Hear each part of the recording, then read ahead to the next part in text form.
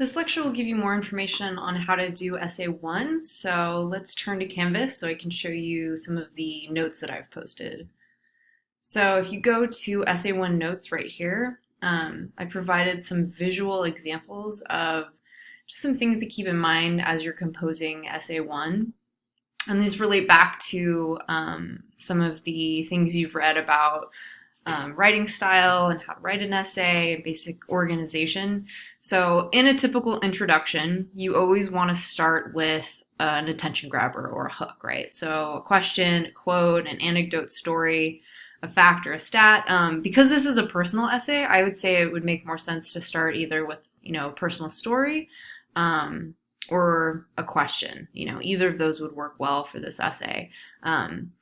These two are interchangeable, like you could have one before the other, but essentially you want to introduce, the author's full name, the article title, always in quotation marks, and then lead into kind of the summary of the article, like what is it about, right? You want to give your reader a little bit of background.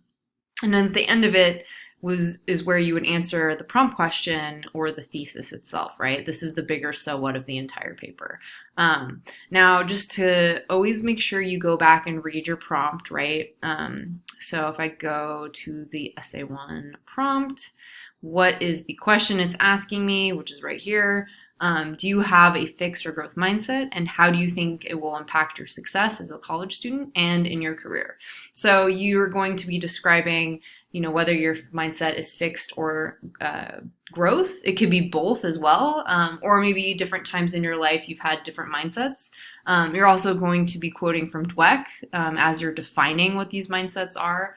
And then you can also quote from Dweck as you're applying it to where you are today as far as a student, or where you hope to be, or in your career, either one.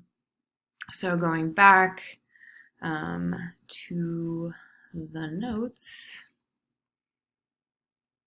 So I also included an example of how you could summarize Brainology. So 3 to 4 sentences, making sure you're covering main ideas and concepts, and in your own words. So you don't want to be necessarily quoting her in the introduction. You want to save that for the body paragraphs, right? So just in your own words, what is the article about, right?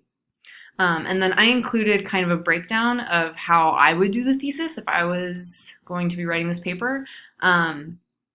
So in response to the prompt, I would write something along the lines of like, due to the negative comments from those around me, I developed a fixed mindset as a child. However, in college, I learned that with effort, I could overcome my disability. Now I look at failure as a chance to learn.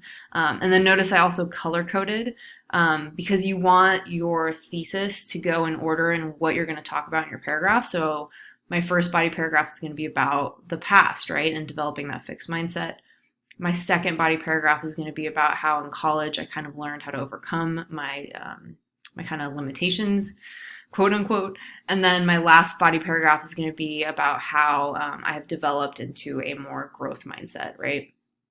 And then also I kind of broke down paragraphs and the way you want to organize them. Always want to have your point first. So this is your opinion, right? It's never just a fact. And then information, which you're going to use your personal examples or, tie into Dweck. And then your analysis, right? You do want to have a works cited page, and you want to make sure it's in MLA format. Always making sure that when you are quoting an author, you want to have that signal phrase. So like Dweck says, she writes, she states, she comments, the quote, page number, period, sort of similar to your MRLs. And then works cited page is always at the end of the essay, right, where you list all your sources. The only source you should be using is Dweck, and I've already done it for you right here. So you could just almost copy and paste it, except, you'd want to change the dates here because clearly we're not in the summer and it's 2020. So make sure you fix that. And then at the very bottom of included a link to the MLA Purdue OWL site, which is where you should get all of your MLA style references.